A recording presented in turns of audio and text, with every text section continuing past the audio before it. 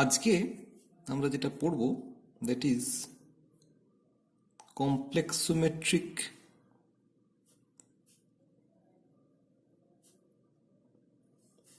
estimation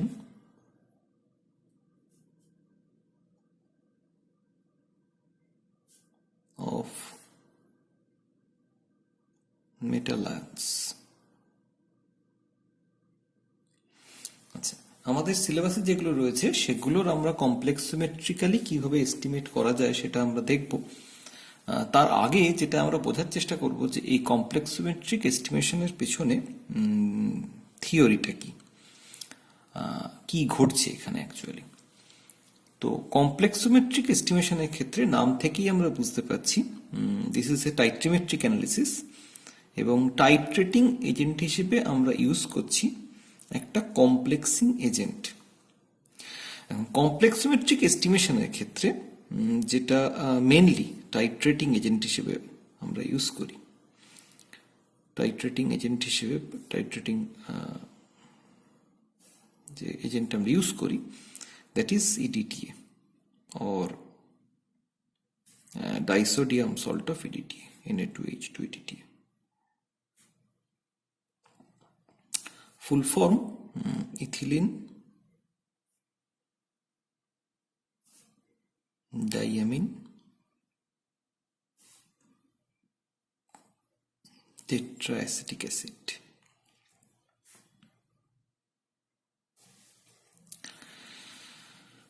so স্ট্রাকচারটা হচ্ছে, আমরা প্রথমে আগে এই পার্টটা দেখি, ইথিলিন ডায়ামিন। আমরা অলরেডি ইনঅর্গানিক কমপ্লেক্সের ক্ষেত্রে দেখেছি। তার স্ট্রাকচারটা হচ্ছে একটা এইরকম।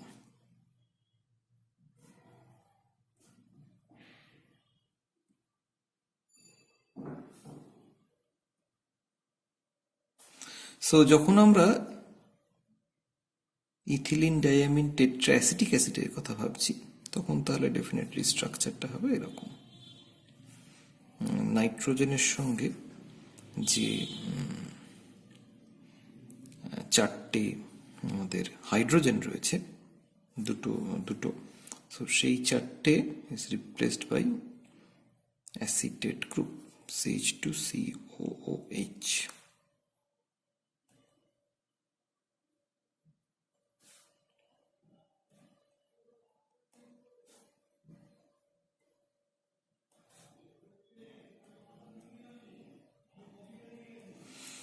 এখন এটা হচ্ছে আমাদের EDTA or ethylene diamine tetraacetic acid, কিন্তু যেহেতু এর ওয়াটারের সলিবিলিটি একটু হলেও কম, তো সেই জন্য আমরা যেটা ইউজ করি এর ডাইসোডিয়াম সল্ট।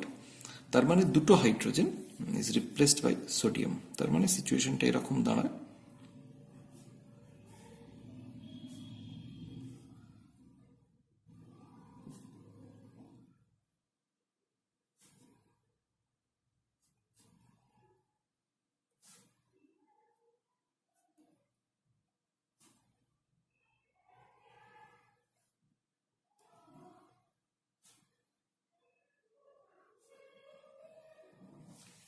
এরকম।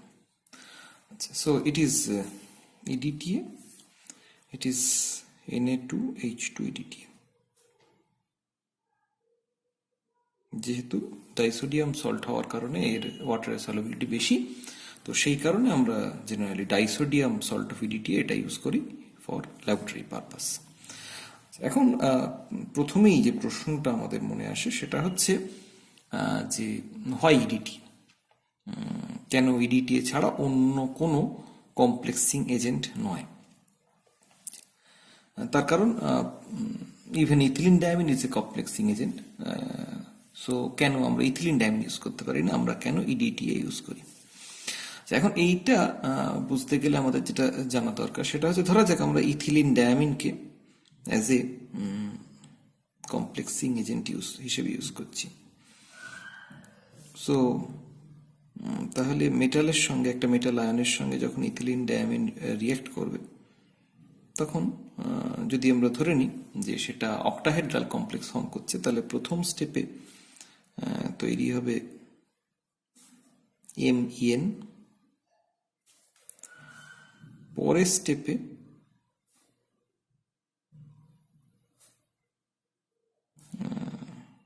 তৈরি হবে MEN2 এবং থার্ড স্টেপে তৈরি হবে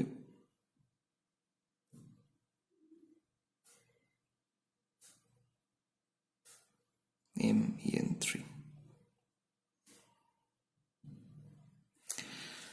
প্রোভাইডেড এখানে কোঅর্ডিনেশন নাম্বার আমরা মেটালের ধরে নিচ্ছি 6, যেহেতু আমাদের most of the metal ion যেগুলো আমরা এস্টিমেট করি বা যেগুলো আমরা নিয়ে কাজ করি তাদের most of the cases either 4 বা আইদার অথবা 6 জেনারেলি কোঅর্ডিনেশন নাম্বার দেখতে পাওয়া যায়।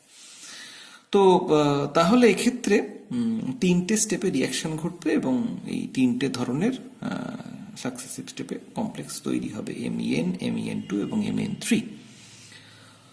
যখন এই ধরনের মাল্টি স্টেপ রিয়াকশন কোনো একটা জায়গায় ঘটবে, তার মানে এটা ইথিলিন ডায়ামিন ছাড়া অন্য যে কোনো বাইডেন্টেড লাইগ্যান্ডের ক্ষেত্রেও সত্যি। যদি ট্রাইডেন্টেড লাইগ্যান্ড হয় তাহলে সেক্ষেত্রে আমাদের দুটো সেই ধরনের ট্রাইডেন্টেড লাইগ্যান্ড লাগবে, তার মানে সেখানে দুটো স্টেপে রিয়াকশন হবে। যদি টেট্রাডেন্টেড লাইগ্যান্ড হয় তাহলে একটা লাইগ্যান্ড এবং তার সঙ্গে আরও দুটো coordinating agent, that may be water or that may be other anion, সেটা তাহলে পার্টিসিপেট করবে। এখন চিলেট কমপ্লেক্স ফরমেশন হওয়ার সুবিধে আমরা জানি যে চিলেট কমপ্লেক্স যেহেতু সবসময় মোর স্টেবল, ফলত চিলেট কমপ্লেক্স তৈরি করাটাই আমাদের কাছে মোর প্রেফারেবল। তার যেহেতু যে কমপ্লেক্সটা তৈরি হচ্ছে তার স্টেবিলিটি বেশি। এখন যে ক্ষেত্রে টেট্রা কোঅর্ডিনেটেড বা পেন্টা কোঅর্ডিনেটেড লাইগ্যান্ড আমরা ইউজ করব, সেক্ষেত্রে একটা যেমন একদিকে একটা চিলেট রিং ফরমেশন হবে, তেমনি একটা কোঅর্ডিনেটেড লাইগ্যান্ড রয়ে যাবে, একটা বা দুটো কোঅর্ডিনেটিং লাইগ্যান্ড তার কোঅর্ডিনেশন নাম্বার স্যাটিসফাই করার জন্য। ফলত দেখতে পাওয়া যাবে যে সেই লাইগ্যান্ড সেখানে অন্য কোনো গ্রুপ কোঅর্ডিনেট করে রিয়াকশনটাকে কমপ্লিকেটেড করে তুলতে পারে, তার মানে সাইড রিয়াকশন হওয়ার পসিবিলিটি বাড়বে। আবার যখন এই ধরনের একটা রিয়াকশন হবে মাল্টি স্টেপ রিয়াকশন, আমরা যে কোনো এই ধরনের কমপ্লেক্স সিমেট্রিক এস্টিমেশনের ক্ষেত্রে মাল্টি স্টেপ রিয়াকশন অ্যাভয়েড করার চেষ্টা করি। তার কারণ হচ্ছে depending on the concentration of the coordinating agent used or complex symmetric agent used, আমাদের কিন্তু এই তিনটে কমপ্লেক্সের মধ্যে যে কোনো কমপ্লেক্সই তৈরি হতে পারে। তার মানে আমরা যদি লার্জ এক্সেস কমপ্লেক্সিং এজেন্ট ইউজ না করি তাহলে এমন হতেই পারে যে শুধুমাত্র এই কমপ্লেক্সটা সলিউশনে এক্সিস্ট করলো না, তার সঙ্গে সঙ্গে এই কমপ্লেক্স বা এই কমপ্লেক্সটাও সলিউশনে এক্সিস্ট করলো। ফলত সেক্ষেত্রে আমাদের স্টয়সিওমেট্রিক রিয়াকশন না হলে আমরা কিন্তু ক্যালকুলেশন করতে পারবো না। তো সেই জন্য আমরা এমন ধরনের রিয়াকশন প্রেফার করি যেখানে সিঙ্গেল স্টেপ রিয়াকশন হবে। ইডিটি এর ক্ষেত্রে যেটা সুবিধে হলো, ইডিটি এর ক্ষেত্রে তার কোঅর্ডিনেশন নাম্বার হচ্ছে 6, যেটা সেটা জেনারেলি 6টা তার কোঅর্ডিনেটিং সাইট রয়েছে।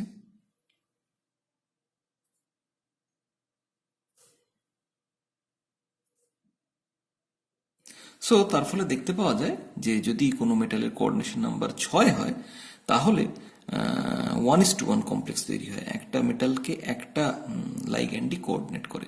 ফলত এই ধরনের মাল্টিস্টেপ রিয়াকশন না হয়, স্টয়সিওমেট্রি সবসময় মেনটেন্ড হয়, ফলত সেখান থেকে আমাদের ক্যালকুলেশন করাটা ইজিয়ার, অ্যাজ ওয়েল অ্যাজ একাধিক চিলেট রিং ফরমেশন হওয়ার ফলে দেখতে পাওয়া যায় the complexes are very stable. তো সেই কারণে আমরা কমপ্লেক্সিক এজেন্ট হিসেবে ইডিটিএ বা ইথিলিন ডাইমিন টেট্রাএসিটিক অ্যাসিড বা ডাইসোডিয়াম সল্ট ইডিটিএ কে আমরা ওয়াইডলি ইউজ করি। তো তাহলে আমরা দেখে নিই যে ইডিটি এর সঙ্গে কোনো একটা মেটালের রিয়াকশন হলে যে কমপ্লেক্সটা তৈরি হবে তার চেহারা কিরম দাঁড়াবে।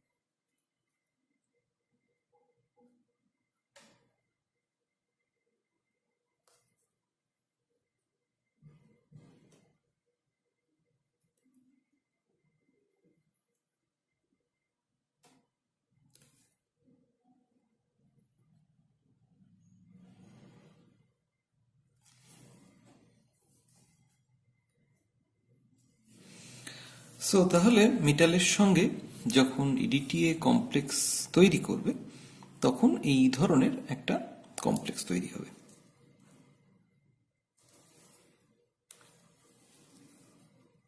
এবং তার সঙ্গে সঙ্গে প্লুটোন লিবারেটেড হবে। এখন যেহেতু এই ধরনের ইডিটিএ টাইট্রেশনের ক্ষেত্রে প্রোটন লিবারেটেড হয়, ফলত দেখতে পাওয়া যায় যে কমপ্লেক্স সিমেট্রিক এস্টিমেশনের একটা খুব ক্রুশিয়াল ফ্যাক্টর হচ্ছে pH of the solution. PH যদি প্রপারলি মেনটেন না করা যায় তাহলে সেক্ষেত্রে এই কমপ্লেক্স সিমেট্রিক এস্টিমেশন কিন্তু সাকসেসফুলি কমপ্লিট করা যায় না। সো কেন করা যায় না? সমস্যাটা কোথায়? না, এই রিয়াকশন আমরা দেখতে পাচ্ছি যে রিয়াকশন যত কমপ্লিশনের দিকে প্রসিড করছে, তার মানে আমরা একটা মেটালিক সলিউশনের মধ্যে যখন আমরা ইডিটিএ ড্রপ ওয়াইজ বুরেট থেকে অ্যাড করব, তখন সেক্ষেত্রে মেটালের সঙ্গে ইডিটিএ কমপ্লেক্সেশন করবে এবং সঙ্গে সঙ্গে লিবারেটেড হবে proton. Per mole of the complex formed, তার জন্য 2 মোল করে প্রোটন লিবারেটেড হবে। এখন তাহলে এখান থেকে আমরা যেটা খুব সহজেই কনক্লুড করতে পারি যে যদি আমরা অ্যালকালাইন মিডিয়াম রিয়াকশনটা ঘটাই তাহলে অ্যালকালাইন মিডিয়ামে এই প্রোটনটা কনজিউম হয়ে যাবে, ফলত বেসের প্রেজেন্সে, ফলত অ্যালকালি দিয়ে, ফলত সেক্ষেত্রে রিয়াকশন আরও রাইট ডাইরেকশনে প্রসিড করবে।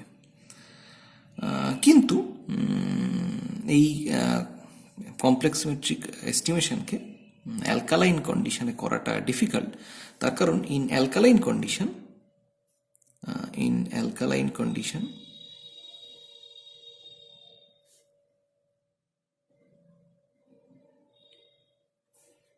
metal get precipitated as metal hydroxide.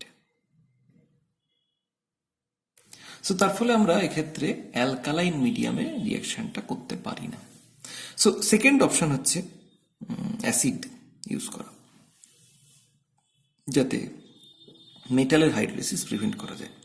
কিন্তু যদি আমরা অ্যাসিড ইউজ করি, অ্যাসিডিক কন্ডিশনে এই রিয়াকশনটা করার চেষ্টা করি, তাহলে দুটো প্রবলেম।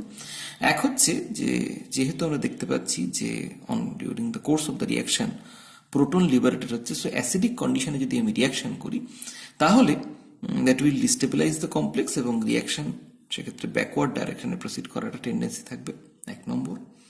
তাহলে তো রিয়াকশন কমপ্লিট হতে চাইবে না। 2 নম্বর, আমরা দেখতে পাবো যে যখনই আমরা অ্যাসিডিক কন্ডিশনে রিয়াকশনটা করার চেষ্টা করব, ইডিটি এর এই নাইট্রোজেন এন্ড তাদের যেহেতু লোন পেয়ারটা অ্যাভেলেবল, ফলত সেই এন্ডগুলো প্রোটনেটেড হয়ে যাওয়ার একটা টেন্ডেন্সি তৈরি হবে এবং যে মুহূর্তে প্রোটনেটেড হয়ে যাবে সঙ্গে সঙ্গে তার মেটালকে বাইন্ড করার ক্ষমতা তার চলে যাবে। ফলত দেখতে পাবো যে কমপ্লেক্সেশন ঠিকভাবে হচ্ছে না।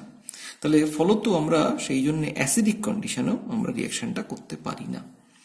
তাহলে অ্যালকালাইন কন্ডিশনে আমরা দেখতে পাচ্ছি যে মেটাল হাইড্রোক্সাইড সে প্রেসিড পড়ে যাচ্ছে, ফলত আমরা রিয়াকশন কমপ্লিট হতে দেখতে পাচ্ছি না। অ্যাসিডিক কন্ডিশনে দুটো প্রবলেম। এক হচ্ছে যেহেতু রিয়াকশনের ক্ষেত্রে ডান দিকে আমাদের প্রোটন লিবারেট করছে, ফলত অ্যাসিডিক মিডিয়ামে রিয়াকশন ব্যাকওয়ার্ড ডাইরেকশনে মুভ করছে। আর 2 নম্বর, অ্যাসিডিক মিডিয়ামে ইথিলিন ডাইমিন টেট্রাএসিটিক অ্যাসিডের নাইট্রোজেন ডোনার যে সাইটগুলো সেগুলো প্রোটনেটেড হয়ে যাওয়ার কারণে তার ফলে আমাদের রিয়াকশন হতে চাইছে না। তো তার ফলে আমাদের এক্ষেত্রে বাফার মিডিয়ামে কাজ করতে হয় যাতে মেটাল হাইড্রোক্সাইড হিসেবে প্রেসিপিটেট না পড়ে, আবার রিয়াকশন ফরওয়ার্ড ডাইরেকশনে প্রসিডও করে। সো আমাদের এখানে বাফার ইউজটা mandatory for the successful complex symmetric estimation. এবং depending on the metal ion কোন কন্ডিশনে এস্টিমেট করা হচ্ছে তার উপর ডিপেন্ড করে আমাদের ডিফারেন্ট বাফার সলিউশন ইউজ করতে হয়। সো তাহলে এটা হলো অ্যালকালাইন কন্ডিশনের প্রবলেম। অ্যাসিডিক কন্ডিশনের প্রবলেম হচ্ছে in acidic condition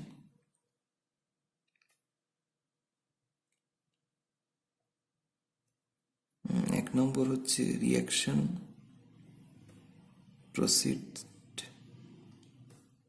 in the backward direction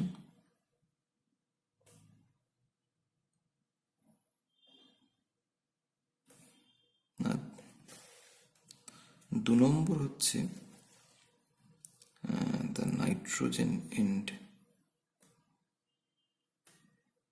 gets protonated.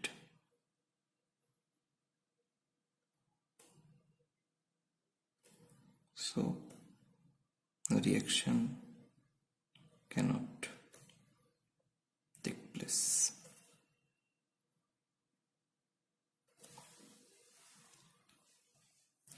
এরপর আমরা যেটা চলে আসবো সেটা হচ্ছে রিয়াকশন হলো ইডিটিএ দিয়ে বাফার্ড মিডিয়ামে আমরা রিয়াকশন করলাম মেটালের সঙ্গে ইডিটিএর কমপ্লেক্স তৈরি হলো, কিন্তু এন্ড পয়েন্ট কি করে বুঝবো? তাহলে যেরকম অন্যান্য ক্ষেত্রে আমরা ইন্ডিকেটর ইউজ করি, এক্ষেত্রেও আমাদের ইন্ডিকেটর ইউজ করতে হবে, কিন্তু এখানে ইন্ডিকেটরের কিছু বিশেষ তাই ক্রাইটেরিয়া ফুলফিল করতে হবে, তবেই আমরা মেটাল আয়ন ইন্ডিকেটর হিসেবে তাকে ইউজ করতে পারবো। আচ্ছা, প্রথম হচ্ছে যে মেটাল আয়ন ইন্ডিকেটরের ক্রাইটেরিয়া হচ্ছে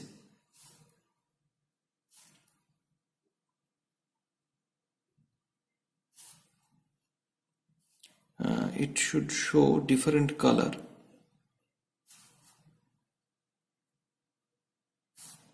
in free state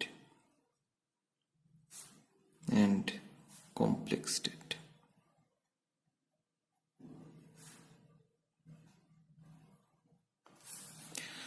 এর মানে হচ্ছে যে আমরা এই কমপ্লেক্সোমেট্রিক এস্টিমেশনের ক্ষেত্রে যেগুলো মেটাল আয়ন ইন্ডিকেটর হিসেবে ইউজ করি, দে আর ইটসেলফ কমপ্লেক্সিং এজেন্ট, তারাও মেটালের সঙ্গে কমপ্লেক্স ফর্ম করতে পারে। এখন মেটালের সঙ্গে যখন কমপ্লেক্স ফর্ম করবে তখন মেটাল ইন্ডিকেটর একটা কমপ্লেক্স তৈরি হবে। সো আমরা এরকম ভাবে ব্যাপারটা ভাবতে পারি, metal N M N plus plus I N, সে ধরা যাক এম মাইনাস, সেখান থেকে মেটাল ইন্ডিকেটর কমপ্লেক্স তৈরি হবে এন মাইনাস এম। তাহলে প্রথম ক্রাইটেরিয়া হচ্ছে যে ফ্রি স্টেটে, তার মানে ফ্রি ইন্ডিকেটর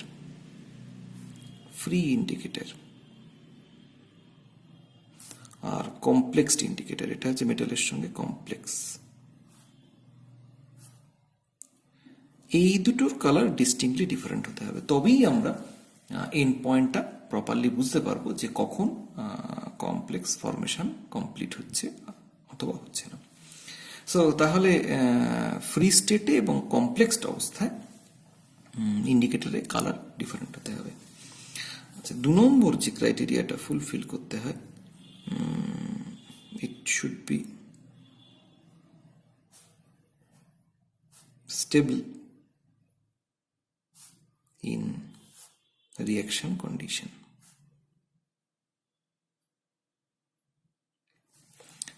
দেখা গেল যে আমরা যে কন্ডিশনে রিঅ্যাকশনটা ঘটাচ্ছি, অ্যাসিডিক মিডিয়াম হোক, অ্যালকালাইন মিডিয়াম হোক, বাফার্ড মিডিয়াম হোক, যে কন্ডিশনেই আমরা করি না কেন, সেটা যে পিএইচ রেঞ্জই হোক না কেন, অ্যাসিডিক পিএইচ বা অ্যালকালাইন পিএইচ, সেই কন্ডিশনে যেন ইন্ডিকেটরটা স্টেবল হয়, তাতে যেন এমন কোনো গ্রুপ না থাকে যেটা ওই কন্ডিশনে হাইড্রোলাইজ করে যায় etcetera. 3 number,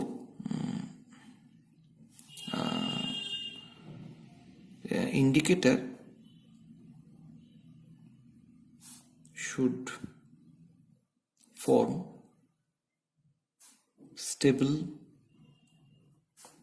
complex with the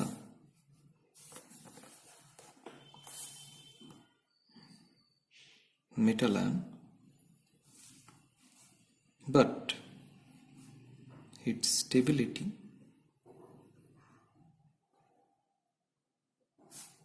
should be less than the metal EDTA complex. এই কথাটার তাৎপর্য আমরা একটু পরে বুঝছি, আমরা তার আগে কি প্রসেসটা ঘটছে ডিউরিং কমপ্লেক্সোমেট্রিক এস্টিমেশন সেটা আগে আমরা দেখে নিই। ধরা যাক আমরা একটা মেটালিক সলিউশন নিয়েছি কোনো একটা বিকারে, তার মধ্যে আমরা ড্রপ ওয়াইজ, এখানে রয়েছে মেটাল, তার মধ্যে আমরা ড্রপ ওয়াইজ ইডিটিএ, আমরা যখনই এরপর ইডিটিএ কথাটা ইউজ করবো আমরা ডাইসোডিয়াম ইডিটিএ অ্যাকুয়াস সলিউশনের কথাই ধরে নেব। আচ্ছা, এখানে আমরা ইডিটিএ অ্যাড করছি, আর এখানে আমরা দিয়ে রেখেছি ইন্ডিকেটর, যাতে এন্ড পয়েন্ট বোঝা যায়। তাহলে ফ্রি মেটাল আয়ন সলিউশনের মধ্যে যখনই আমরা ইন্ডিকেটর অ্যাড করছি, সঙ্গে সঙ্গে মেটাল ইন্ডিকেটর কমপ্লেক্স তৈরি হচ্ছে এবং এর একটা স্পেসিফিক কালার আছে, স্পেসিফিক কালার। তাহলে আমাদের মেটালের সলিউশনের মধ্যে, মেটাল আয়ন সলিউশনের মধ্যে যখনই আমি ইন্ডিকেটর অ্যাড করছি, তখন সেক্ষেত্রে আমাদের মেটাল ইন্ডিকেটর কমপ্লেক্সের জন্য যে কালারটা, সেটা আমরা সলিউশনে দেখতে পাচ্ছি। এবার তার মানে আমরা অবভিয়াসলি ইন্ডিকেটর আমরা জানি যে খুব অল্প পরিমাণে ইউজ করব। তার মানে আমাদের এই যে সলিউশনটা আমরা বিকারে রয়েছে, সেখানে রয়েছে ফ্রি মেটাল আয়ন এবং ইন্ডিকেটরের সঙ্গে কমপ্লেক্স মেটাল আয়ন। এই সলিউশনের মধ্যে আমরা অ্যাকচুয়ালি ইডিটি অ্যাড করছি এবং এই সলিউশনের যে কালার, সেটা হচ্ছে, আমরা ধরে নিচ্ছি যে মেটালের কোনো কালার নেই, মেটাল সলিউশনের কোনো কালার নেই। যদি কালার থাকে তাহলে আবার ব্যাপারটা একটু অন্যরকম হবে। আমরা ধরে নিচ্ছি যে মেটাল আয়ন সলিউশনে কোনো কালার নেই, তাহলে এই সলিউশনের যে টোটাল কালারটা, that is due to metal indicator কমপ্লেক্সের কালার। আমি এখানে ইন্ডিকেটরের চার্জটা আর কনসিডার করলাম না, টু অ্যাভয়েড দ্য কমপ্লিকেসি।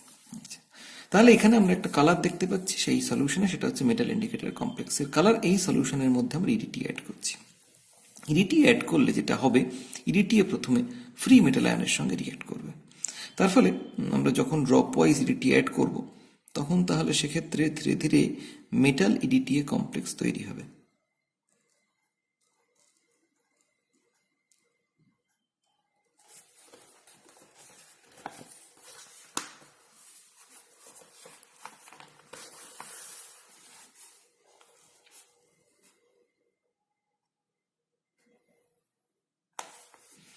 আচ্ছা, যখন আমরা আরও ইডিটি অ্যাড করব, তখন একটা সময় আসবে যখন আর ফ্রি মেটাল আয়ন সলিউশনে থাকবে না,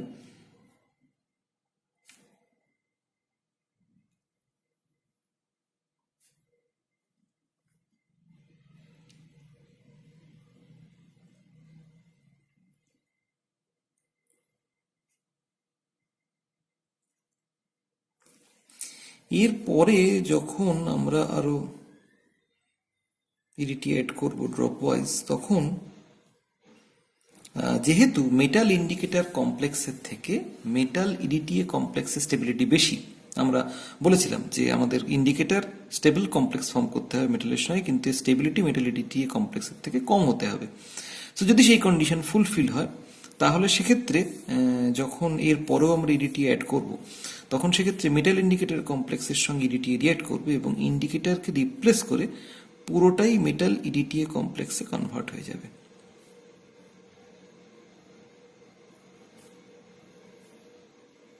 এবং ফ্রি ইন্ডিকেটর তৈরি হবে।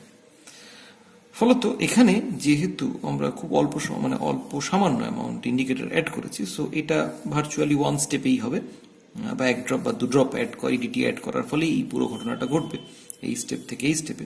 এবং সেই জায়গায় সেই এক বা দু ড্রপের মধ্যে আমরা দেখব সলিউশনের কালারটা মেটাল ইন্ডিকেটর কমপ্লেক্সের কালারের থেকে চেঞ্জ হয়ে যাচ্ছে at once to the free indicator.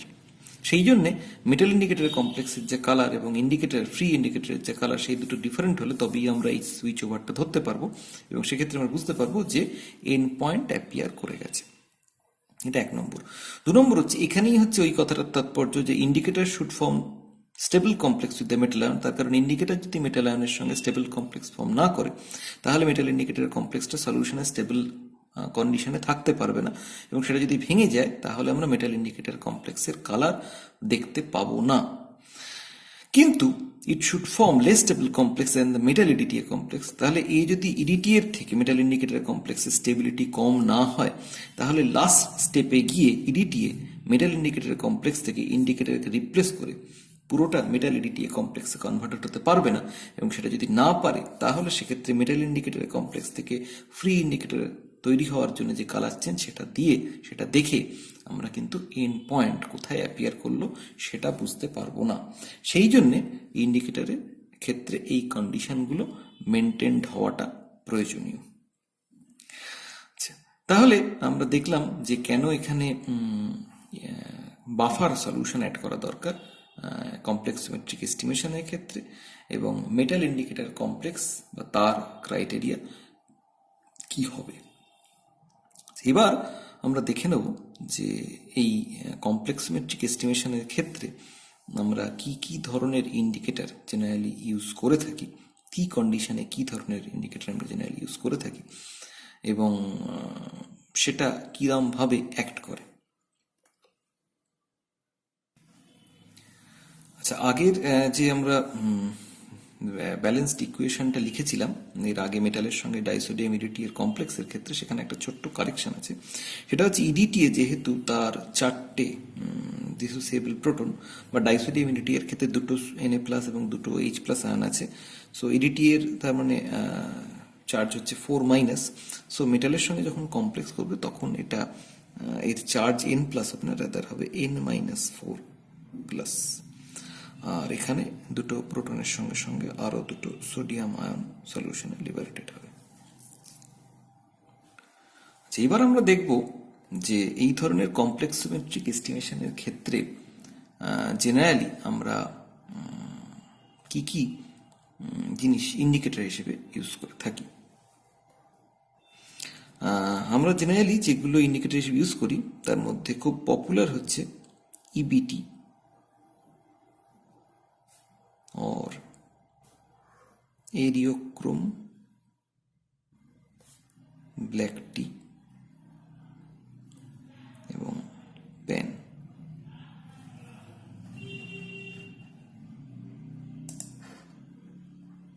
That means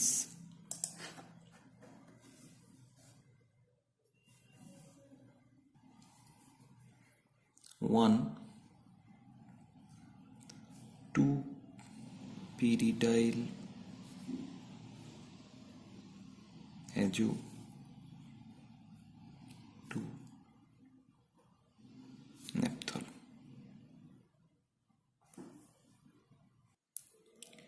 এবার আমরা একটা টাইট্রেশন দিয়ে একটুখানি ইবিটির কালার চেঞ্জটা বোঝার চেষ্টা করি। ধরা যাক আমাদের সিলেবাসে যে এস্টিমেশনটা রয়েছে that is complex symmetric estimation of zinc 2+।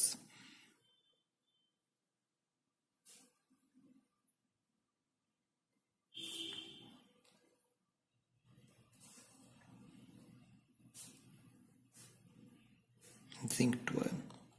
এখন প্রশ্ন হচ্ছে যে আরো আগে একটা জিনিস আমাদের উল্লেখ করা উচিত ছিল, যে এই disodium hydrogen ইডিটি it is a secondary standard. Na2H2 EDTA is a secondary standard. So তার ফলত একে কোনো একটা প্রাইমারি স্ট্যান্ডার্ডের এগেনস্টে আমাদের সবসময় এস্টিমেট করে নিতে হবে। সো আমরা যেটা দিয়ে জেনারেলি এই ডাইসোডিয়াম H2 EDTA এর স্ট্রেংথ ডিটারমাইন করি that is zinc acetate solution. আমরা প্রাইমারি স্ট্যান্ডার্ড হিসেবে ইউজ করি জিঙ্ক অ্যাসিটেট ডাইহাইড্রেট।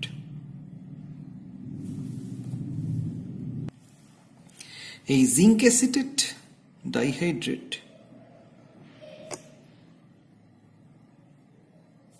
এর molecular weight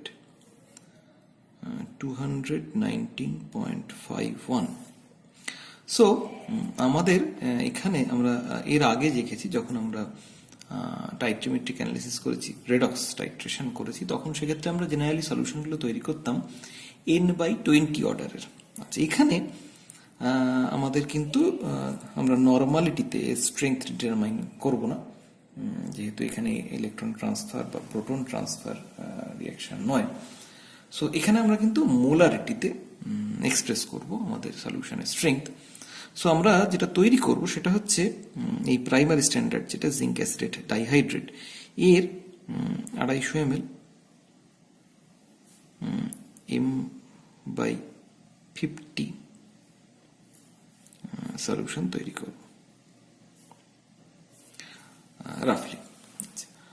mind it, not N, not normality, but it is molarity. ফলত তার মানে 1000 ml 1 molar zinc acetate solution means 219.51 গ্রাম zinc acetate.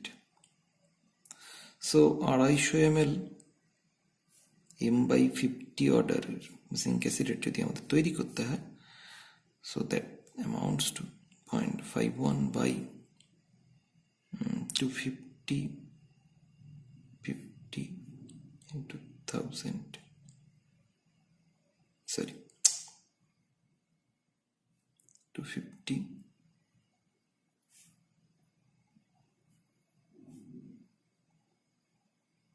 1000, so গ্রাম zinc acetate.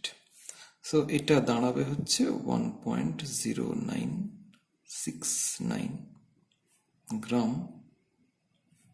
Zinc acetate.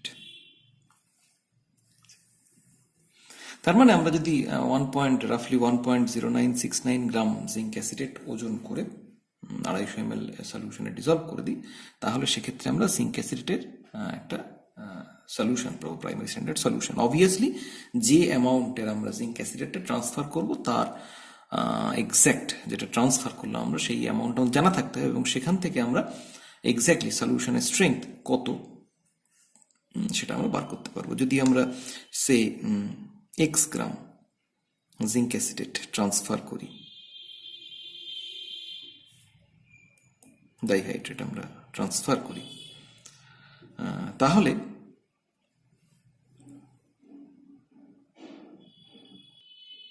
আমাদের prepared সলিউশনের strength দাঁড়াবে strength of the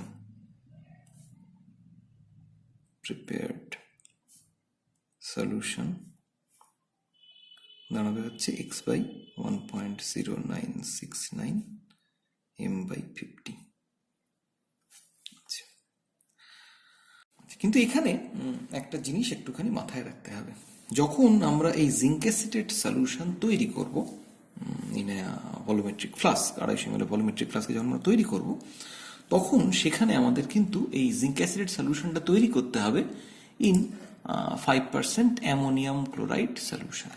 কেন এই 5% ammonium chloride সলিউশনে তৈরি করতে হবে? তার কারণ হচ্ছে আমরা এই জিঙ্ক অ্যাসিটেট সেটা কিন্তু আমরা দেখতে পাই যে এটা undergo hydrolysis. Zinc acetate dihydrate undergo hydrolysis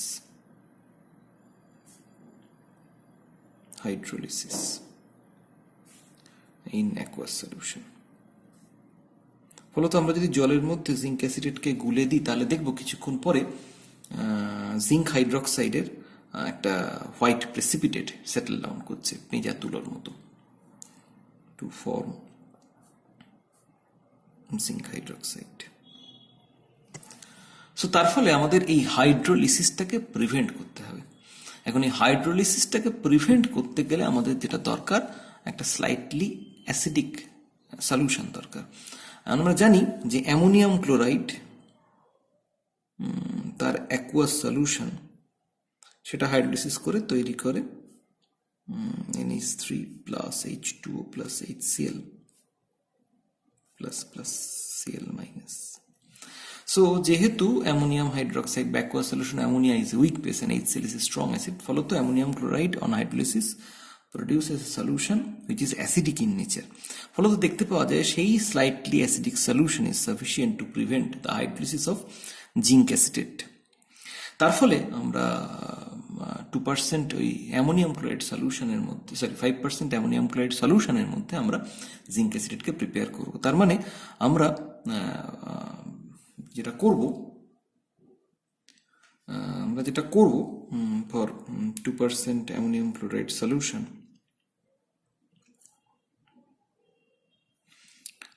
সেটা আমরা যেটা করব 2% মানে হচ্ছে 100 ml 2 গ্রাম অ্যামোনিয়াম ক্লোরাইড আমাদের দরকার। সেখানে আমরা 250 ml প্রিপেয়ার করেছি, তার মানে আমাদের যেটা লাগবে 5 গ্রাম অ্যামোনিয়াম ক্লোরাইড। সো এই 5 গ্রাম অ্যামোনিয়াম ক্লোরাইডকে আমরা আগে থেকে জলে ডিজলভ করে সেই জলটাকে আমরা ভলিউমেট্রিক ফ্লাস্কে দিয়ে রাখবো এবং তার মধ্যে জিঙ্ক অ্যাসিটেটটাকে আমরা ডিজলভ করব। অল্টারনেটিভলি যেটা আমরা করতে পারি, আমরা 250 ml বা তার কিছুটা বেশি অ্যামাউন্ট 2% অ্যামোনিয়াম ক্লোরাইড সলিউশন তৈরি করে নিলাম। তৈরি করে নেওয়ার পর সেইটা দিয়ে আমরা জিঙ্ক অ্যাসিডটাকে ট্রান্সফার করে নেওয়ার পর ভলিউমেট্রিক ফ্লাস্কে, ড্রাই ভলিউমেট্রিক ফ্লাস্কে জিঙ্ক অ্যাসিডটাকে ওজন করে ট্রান্সফার করে নেওয়ার পর সেই অ্যামোনিয়াম ক্লোরাইড সলিউশনটা দিয়ে ভলিউম মেকআপ করলাম। আর যদি আমরা আগের থেকে 2% সলিউশন তৈরি না করি, তাহলে সেক্ষেত্রে আমাদের ওই 5 গ্রাম যে অ্যামোনিয়াম ক্লোরাইড সেটাকে আমাদের ভলিউমেট্রিক ফ্লাস্কের মধ্যে দিয়ে সেই সলিউশনটার মধ্যে টোটাল জিঙ্ক অ্যাসিডটাকে ডিসলভ করতে হবে to prevent the hydrolysis of zinc acid, যাতে সেটা হাইড্রোলিসিস হয়ে জিঙ্ক হাইড্রোক্সাইডে প্রেসিপিটেট না পড়ে। এটা করার পর আমরা যেটা করব, তাহলে বুরেটে আমরা সেক্ষেত্রে ডাইসোডিয়াম ইরিটিয়ে নেব।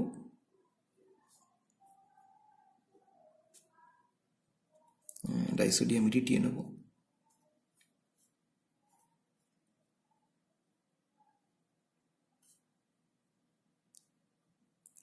আর বিকারে বা কনিকালে আমরা যেটা নেব সেটা হচ্ছে আমাদের প্রাইমারি স্ট্যান্ডার্ড, দ্যাট মিনস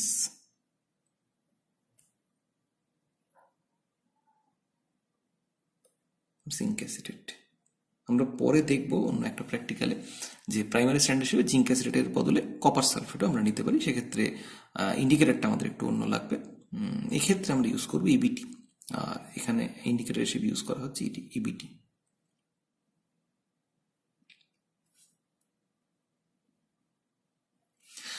তাহলে যখন আমরা এই জিঙ্ক অ্যাসিড সলিউশনের মধ্যে আমরা মেজার্ড অ্যামাউন্ট, ধরা যাক 25 ml আমরা পিপেট আউট করে নিয়েছি কনিক্যালের মধ্যে, তার মধ্যে আমরা ইবিটি যখন অ্যাড করব, তখন তাহলে মেটাল ইবিটি কমপ্লেক্স তৈরি হবে।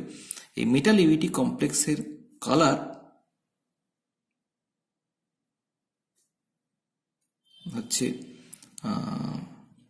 Wine red at around pH 10। এখন প্রশ্ন হচ্ছে, আমরা এখানে বলেছিলাম যে এই পিএইচটা মেনটেন করা সলিউশনের দরকার, না হলে কিন্তু রিয়াকশন হবে না প্রপারলি। এখন এই রিয়াকশনের ক্ষেত্রে আমরা তাহলে বাফার যেটা ইউজ করব, যে বাফারটা ইউজ করে আমরা পিএইচ মেনটেন করব, সেটা হচ্ছে অ্যামোনিয়াম ক্লোরাইড অ্যামোনিয়া বাফার।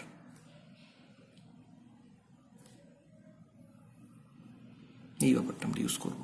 তাহলে primary standard zinc acid solution নেব 25 ml মেজার্ড, তার মধ্যে ammonium chloride ammonia buffer solution add করব 5 ml, এবং তার মধ্যে আমরা পিঞ্চ অফ ইবিটি ইন্ডিকেটর দেবো। সঙ্গে সঙ্গে আমরা দেখব সলিউশন ওয়াইন রেড হয়ে গেছে due to metal EBT complex. এর মধ্যে আমরা dropwise disodium hydrogen EDTA solution add করব ফ্রম দ্য বুরেট, এবং এন্ড পয়েন্টে আমরা দেখব due to formation of free indicator, EBT indicator,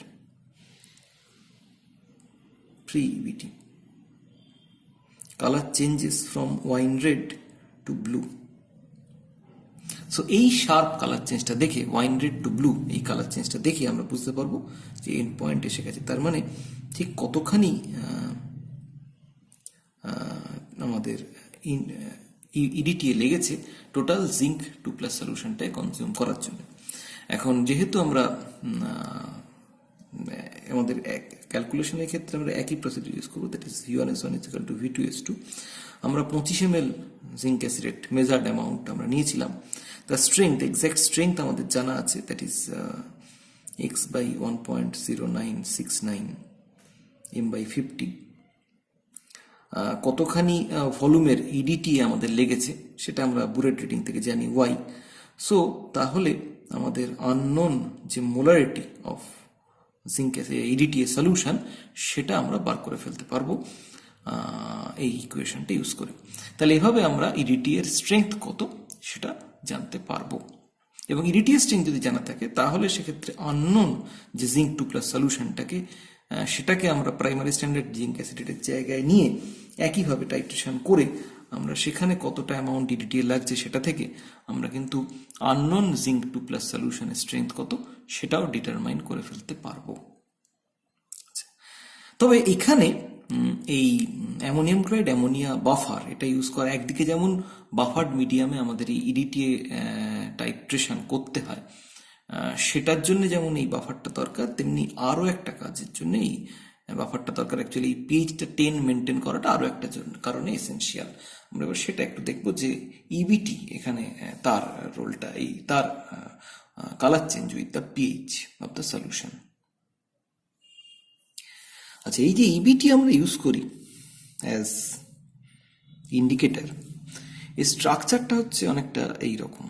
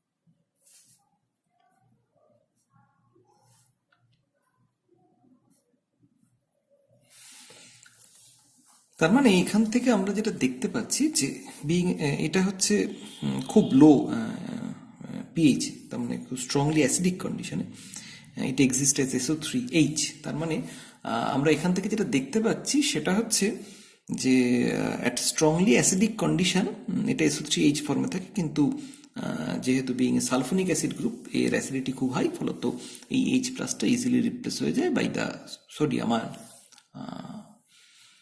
so আমরা যেটা দেখতে পাই, তার মানে তিনটে ডিসোসিয়েবল প্রোটন আছে, একটা এটা, একটা এটা এবং একটা এটা।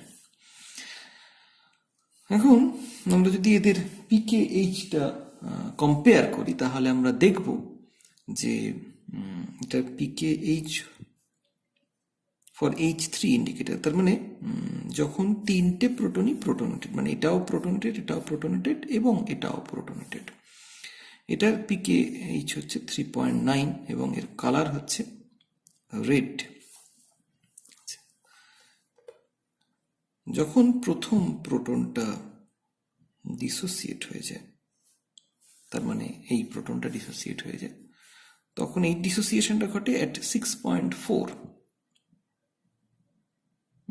এটা ঘটে হচ্ছে এটার কালার হচ্ছে এটার রেড, এবং এটা ঘটে হচ্ছে পিএইচ লেস দেন 6-এ। আচ্ছা, তার মানে এটা হচ্ছে মোনো ডিপ্রোটন, মানে একটা ডিপ্রোটনেশন ঘটেছে।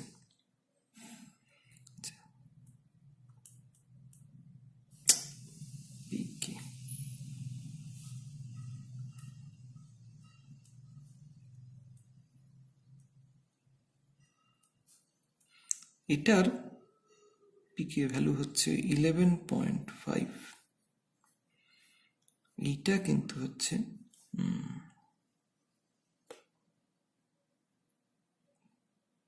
ব্লু, এটা ঘটে অ্যাট অ্যারাউন্ড পিএইচ 10। আর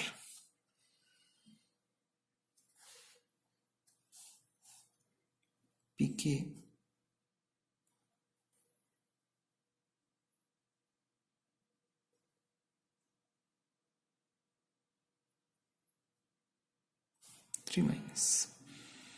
এটা ঘটে,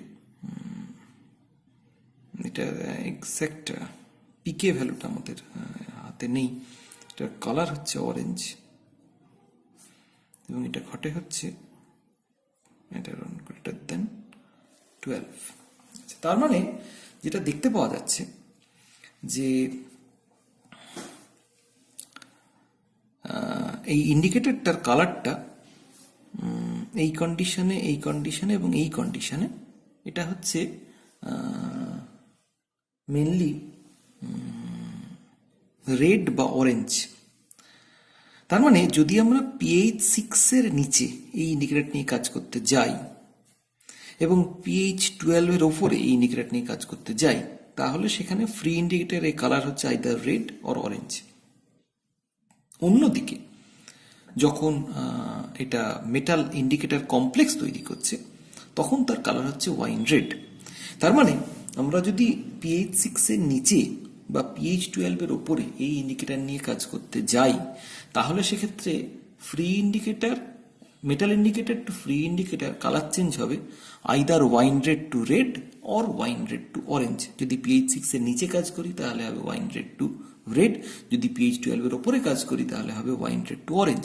এবং কালার চেঞ্জটা যেহেতু আমাদের খুব প্রমিনেন্ট নয়, প্রায় একই শেডের কালার, ফলত দেখতে পাওয়া যাবে যে আমরা এন্ড পয়েন্টটা খুব শার্প এন্ড পয়েন্ট বুঝতে পারবো না। কখন বুঝতে পারবো না? যখন কালার চেঞ্জটা হবে from wine red to blue, এই ধরনের একটা শার্প কালার চেঞ্জ হবে।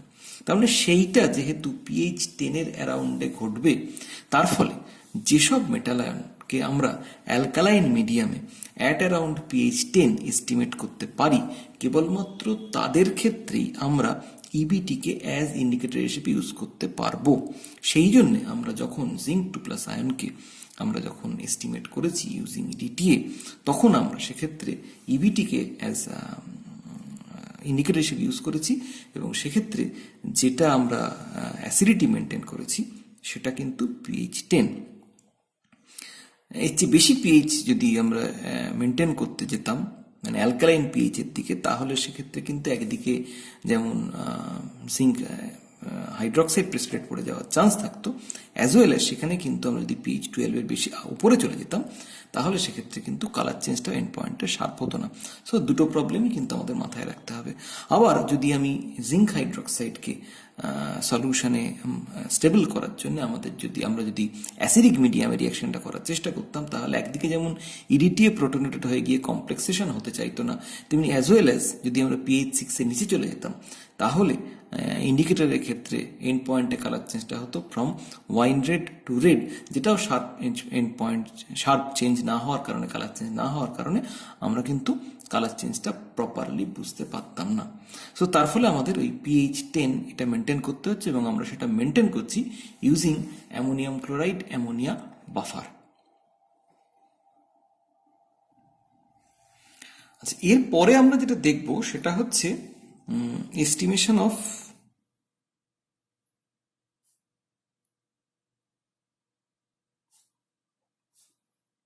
calcium and magnesium in a mixture.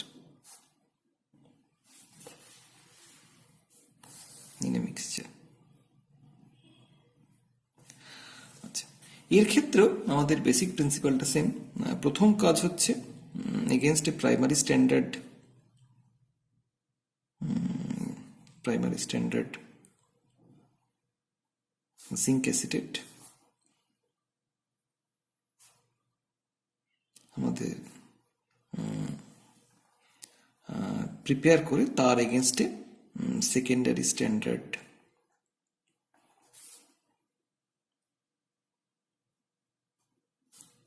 EDTA সলিউশনকে standardise করে নেওয়া।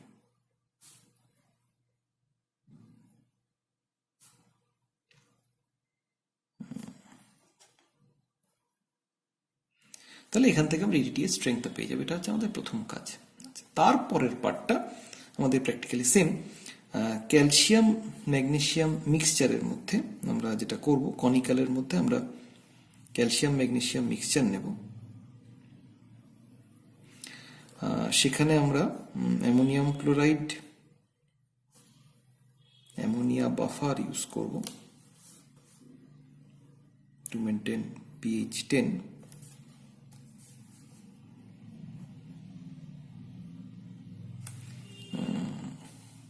তার সঙ্গে ইবিটি ইন্ডিকেটর দেব,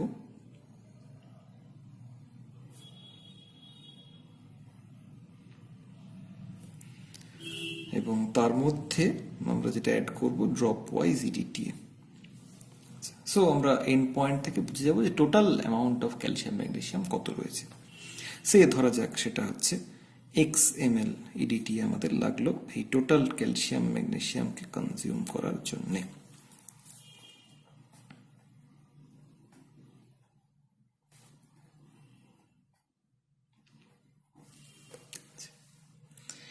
এর পরের পার্টটা একটু ডিফারেন্ট আগের থেকে। এর পরের পার্টে আমরা যেটা করব, শুধু ক্যালসিয়ামকে এস্টিমেট করব।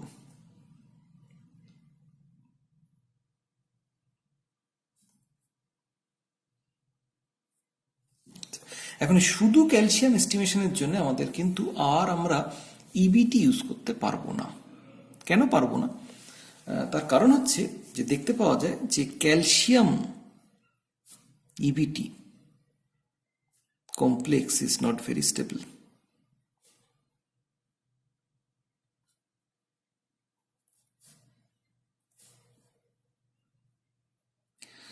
আগের যে ফলত ক্যালসিয়াম ইটি কমপ্লেক্স যদি খুব স্টেবল না হয় তাহলে যেটা হবে, মেটাল ইন্ডিকেটর কমপ্লেক্স তৈরি ঠিকভাবে না হওয়ার কারণে প্রথমে যে ওয়াইন রেড কালার এবং সেখান থেকে এন্ড পয়েন্টে যে ব্লু কালার চেঞ্জ, এটা আমরা দেখতে পাবো না।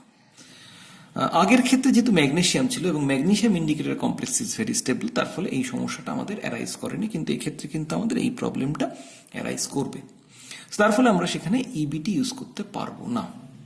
সেকেন্ড হচ্ছে, এখানে আরো একটা প্রবলেম রয়েছে আমাদের ইবিটি ইউজ করার।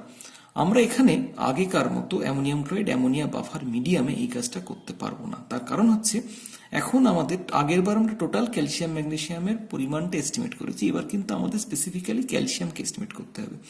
সো ম্যাগনেসিয়ামকে কোনোভাবে আমাদের রিয়াকশন মিডিয়াম থেকে সরাতে হবে, না সরালে আমরা বা মাস্ক করতে হবে, তাহলে আমরা শুধুমাত্র ক্যালসিয়ামকে এস্টিমেট করতে পারবো না। এখন ক্যালসিয়াম আর ম্যাগনেসিয়ামের মধ্যে যেহেতু ম্যাগনেসিয়ামের সাইজ ছোট কম্পেয়ার টু ক্যালসিয়াম, কিন্তু দুজনেরই চার্জ সমান 2+, তো তার ফলে চার্জ ডেন্সিটি ম্যাগনেসিয়ামের ক্যালসিয়ামের থেকে হাই। ফলত আমরা যেটা দেখতে পাবো যে যদি আমি এখানে অ্যালকালি অ্যাড করি OH- আয়ন, তাহলে OH- আয়নের প্রতি অ্যাফিনিটি অবভিয়াসলি ম্যাগনেসিয়াম 2+ এর বেশি হবে, এবং আমরা যদি এই সলিউশনকে সাফিসিয়েন্টলি অ্যালকালাইন করে ফেলতে পারি, তাহলে সেক্ষেত্রে আফটার সার্টেন পিএইচ কেবলমাত্র স্পেসিফিক্যালি ম্যাগনেসিয়াম প্রেসিপিটেট হবে অ্যাজ ম্যাগনেসিয়াম হাইড্রোক্সাইড, ক্যালসিয়াম সলিউশনে রয়ে যাবে। ফলত আমাদের সেই জন্য এই ম্যাগনেসিয়াম ক্যালসিয়াম মিক্সচারের ক্ষেত্রে যেটা করতে হবে, প্রথমে আমাদের এই সলিউশনটাকে একটা কনিক্যাল ফ্লাস্কে নিয়ে এর অ্যাসিডিক সলিউশনে ডিজলভ করা থাকে সেটাকে প্রথমে নিউট্রালাইজ করতে হবে। নিউট্রালাইজ করার পর সেখানে 10 ml freshly prepared NaOH add করতে হবে। এই 10 ml freshly prepared NaOH add করলে,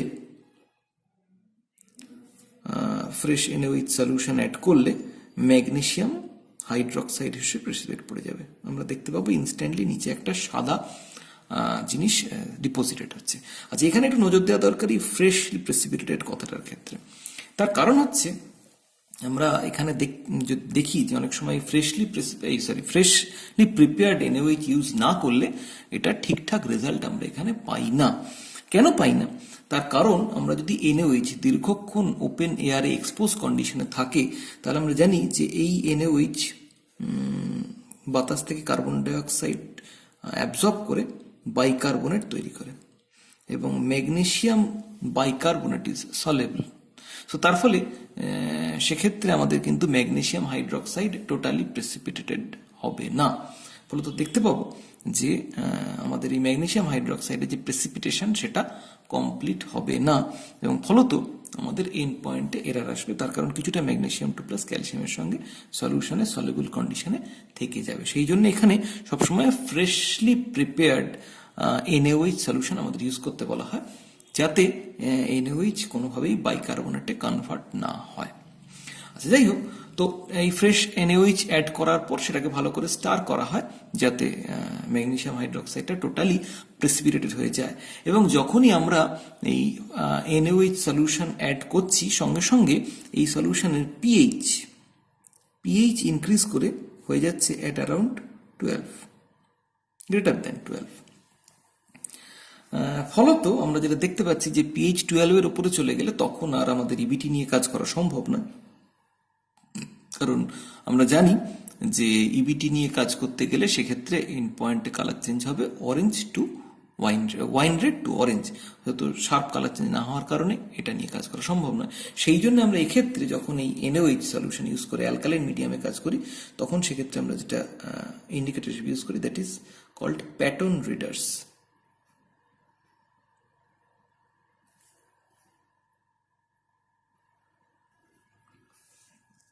প্যাটার্ন রিডার্স ইন্ডিকেটর।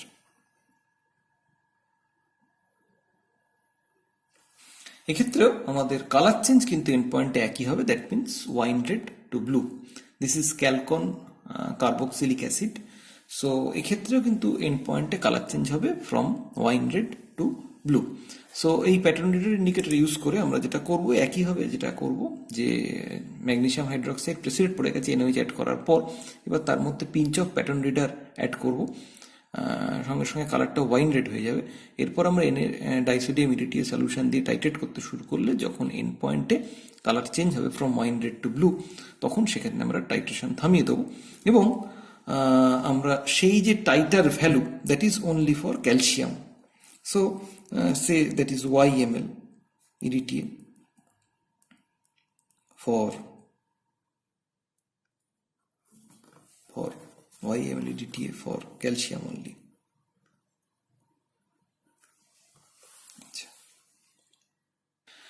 এখন তাহলে এই জায়গায় দাঁড়িয়ে আমরা যেটা পাচ্ছি, তার মানে XmL আমাদের লেগেছে ক্যালসিয়াম প্লাস ম্যাগনেসিয়ামের জন্য লেগেছে XmL EDTA, আর শুধু ক্যালসিয়ামের জন্য লেগেছে আমাদের YmL EDTA। তার মানে শুধু ম্যাগনেসিয়ামের জন্য আমাদের লাগবে হচ্ছে X minus YmL EDTA। এখন যেহেতু সবই মোলার প্রপোর্শনে রিয়াকশন হচ্ছে, তার ফলে যেটা ঘটবে সেটা হচ্ছে 1000 ml 1 molar EDTA solution means 1 mole calcium or 1 molar magnesium solution. So যেহেতু আমরা ক্যালসিয়াম আর ম্যাগনেসিয়ামের মোলারিটি জানি, দ্যাট মিনস 40 or 20, এবং বা আমরা যদি ক্যালসিয়াম কার্বনেটের রেসপেক্টে রিপ্রেজেন্ট করতে চাই বা ম্যাগনেসিয়াম কার্বনেটের রেসপেক্টে রিপ্রেজেন্ট করতে চাই, তাতেও সমস্যা নেই। তো তাহলে সেক্ষেত্রে আমরা কত ml EDTA কনজিউম করেছে এবং সেই EDTA স্ট্রেংথ কত, যেহেতু আমরা EDTA স্ট্রেংথটা প্রথমেই জানতে পেরে গেছি জিঙ্কের সঙ্গে, জিঙ্ক অ্যাসিডেটের সঙ্গে স্যান্ডাইশনের রিয়াকশনে। সো তার ফলে সেখান থেকে আমরা এর equivalent amount of calcium carbonate বা equivalent amount of magnesium carbonate কত, বা সলিউশনে কতটা ক্যালসিয়াম কার্বনেট এবং ম্যাগনেসিয়াম কার্বনেট ছিল, তো সেটা আমরা বার করে ফেলতে পারবো। এবং সেখান থেকে আমরা ওই সলিউশনে কতটা calcium carbonate magnesium carbonate supply করা হয়েছিল সেটা কোয়ান্টিটেটিভলি ডিটারমাইন করে ফেলতে পারবো। সো এইভাবে আমরা একটা সলিউশনে ক্যালসিয়াম এবং ম্যাগনেসিয়াম কতটা রয়েছে সেটা কিন্তু বার করে ফেলতে পারবো। সো আজকে আমরা এখানেই শেষ করব। আমরা এই ধরনের অ্যালকালাইন মিডিয়ামে ইবিটি এবং একটি ক্ষেত্রে প্যাটার্ন রিডার ইন্ডিকেটর ইউজ করে, যদিও কালার চেঞ্জটা প্রায় সেম, সেটা ইউজ করে কি করে আমাদের কমপ্লেক্সোমেট্রিক টাইট্রেশন এস্টিমেশন করা যায় সেটা আমরা দেখলাম। এর পরের দিন আমরা যেটা দেখব সেটা হচ্ছে এই কমপ্লেক্সোমেট্রিক মেশিনে আরেকটু অন্য ইন্ডিকেটর একটা যেটা আমরা ইউজ করি, দ্যাট ইজ প্যান ইন্ডিকেটর। সেই ইন্ডিকেটরটা দিয়ে ইউজ করে সেক্ষেত্রে কি করে আমরা এন্ড পয়েন্ট পেতে পারি বা সেক্ষেত্রে কালার চেঞ্জ কি হয়, সেটা কিরমভাবে কাজ করে, সেই জায়গাটা আমরা একটু বোঝার চেষ্টা করব। এবং সেটা করার পর তার সঙ্গে সঙ্গে আমরা যেটা করব, অন্যান্য যে এস্টিমেশনের মেথডগুলো রয়েছে, দ্যাট ইজ গ্রেহিমেট্রি এবং আমাদের ক্রোমাটোগ্রাফি সেপারেশন, সেই জায়গাগুলো আমরা একটু বোঝার চেষ্টা করব।